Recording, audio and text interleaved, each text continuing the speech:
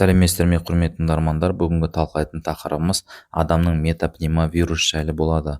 Бұл қазіргі уақытта актуальды тақырыптардың бірі, сол себепті видеоның соңына дейін көруге кеңес беремін. Жалпы адамның метапневмовирусы ол суық тиюге ұқсас белгілерді тудыратын вирустың бір түрі. Ол жиі жоғары тыныс жолдарының инфекцияларын тудырады, бірақ кейде пневмония, астманың өршуі немесе төменгі тыныс жолдарының инфекцияларын тудырып, сонымен қатар созылмалы обструктивті өкпе ауруларын нашарлатуы мүмкін. Метапневмовирус инфекциясы қыста және ерте көктемде жиі кездеседі. Ол алғаш рет 2001 жылы анықталған және көптеген ондаған жылдар бойы адамдар арасына таралған. Ол бүкіл әлемде кездеседі. Қазіргі уақытта Қытайда кеңінен таралып жатыр. Көптеген адамдар метапневмовирусты 5 жасқа толғанға дейін жұқтырады. Сіз қайтадан метапневмовирусты жұқтыруыңыз мүмкін, бірақ алғашқы инфекциядан кейін симптомдар әдетте жеңіл болады. Метапневмовирус инфекциясы жай ғана тұмау ма? Адамның метапневмовирус инфекциясы көбінесе тұмауға ұқсас белгілер тудырады, бірақ кейбір адамдар қатты ауыру мүмкін. Сіз бұл вирусты бірінші рет ауырған кезде қатты ауырып қалуыңыз ықтимал. Сондықтан жас балаларда ауруға шалдығу қаупі өте жоғары. Сіз бірінші инфекциядан иммунитет аласыз. 65 жастан асқан ересектерде, 5 жасқа дейінгі балаларда және тыныс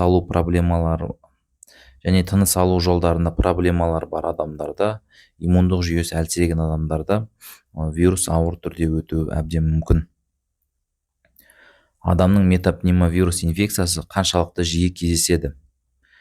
Америкалық зерттеушілердің айтуынша, балаларда тыныс алу органдарының ауруларының шамамен 10-12% дейін метапневмовирус инфекциясы тудыратыны анықталған. Жағдайлардың көпшілігі жеңіл өтеді, бірақ олардың ішінде 5-16%-ында пневмония шақырады.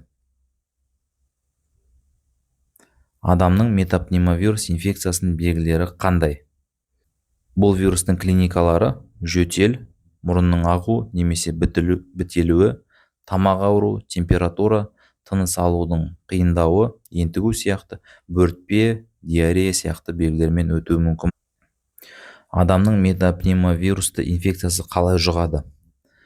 Адамның метапневмовирусты инфекциясы вирусы бар адаммен тікелей байланысты немесе вируспен ластанған заттарға қол тигізу арқылы таралады. Мысалы, жөтел, түшкіру, қол алысу, құшақтасу, сүйісу, телефондар, есік тұтқалары, пернетақталар, ойыншықтар сияқты заттарды ұстау. Адамның метапневмовирусты инфекциясының қауіп факторлары қандай?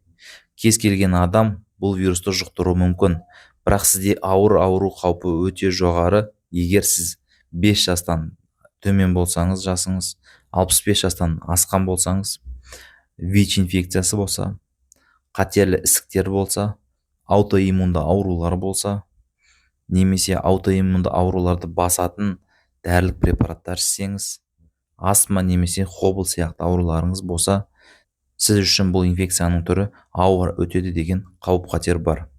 Адамның метапневмовирус асқынулары қандай? Кейде бұл вирус асқынулар тудыруы мүмкін. Ол асқынуларға бронхиолит, бронхит, пневмония, демікпе, немесе хоблдың өршуі, немесе құлақтың қабынуы сияқты ауруханаға жатып емделетін ауруларға шалдығуыңыз әбден мүмкін. Адамның метапневмовирусы және COVID-19 екеуі де ұқсас белгілері бар жұқпалы респираторлы аурулар. Олардың екеуінде де мұрынның ағуы, жөтел, қызба, тамақ ауруы, ентігу, құсу, диарея сияқты белгілер бар. Оларда ұқсас жолдармен таралады. Ең ауыр түрінде екеуі ауруханаға жатқызылып әкелуі мүмкін. Бірақ COVID-19-дан айырмашылығы вирусқа қарсы терапия немесе вакцинация жоқ. Бұл метапневмовируста. Метапневмовирус маусымдық вирус болып табылады. Әдетте қыста, көктемде пайда болады. COVID-19-дан айырмашылығы ол кейде жаңа нұсқалардың дамуына байланысты жыл бойы айнала алады. Зерттеулер көрсеткендей, метапневмовирус ауруы COVID-19 пандемиясынан кейін кейбір елдерде 3 есе өсті. COVID-19 алдын алу шаралары толық күшіне енген кезде адамдар респираторлық аурулардың барлық түрлеріне азырақ ұшырады. Бұл шаралар жеңілдетілгеннен кейін метапневмовирус сияқты тыныс алу жолдарының аурулары өсті. диагностикасы. Адамның метапневмовирусы қалай анықталады? Медициналық қызметкерлер, яғни дәрігерлер сіздің шағымдарыңызға объективті қарауға және де ПЦР-дің нәтижесіне қарай отырып сізге метапневмовирус инфекциясын қояды. ПЦР-ді COVID-19-дағындай тамақтан немесе мұрын жұтқыншақтан алынады. Адамның метапневмовирусы қалай емделеді? Адамның метапневмовирусын емдейтін вирусқа қарсы препараттар әзірге жоқ. Көптеген адамдар өздерін жақсы сезінгенше симптомдарды үйде басқара алады.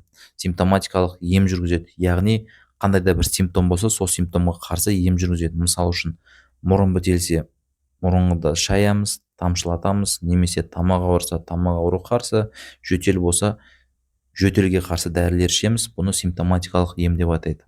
Осылай симптоматикалық ем жүргіземіз. Ал егер сіздің жағдайыңыз ауырлап, асқынулар болатын болса, онда тез арада ауруханаға жеткізіліп, оттегі терапиясын немесе интервенны сұйықтықтар құю арқылы және де кортикостероидты препараттар салу арқылы бұл вирустан айығуға болады. Адамның метапневмовирусына қарсы антибиотиктер қажет пе? Жоқ, антибиотиктер тек бактериялар емдейді.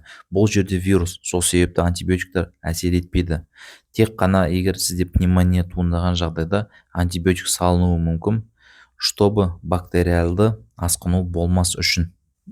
Метапневмовирус инфекциясын алдын алу шаралары. Ол үшін не істеуіміз керек? Қолды сабынмен немесе сумен жиі жуу қажет. Сабын мен суды пайдалана алмасаңыз, онда спирт негізінде қолды тазартқышты, яғни спрейлерді пайдалану керек. Түшкіргенде немесе жөтелгенде мұрныңызды, аузыңызды алақанмен емес, шынтақпен жабу керек.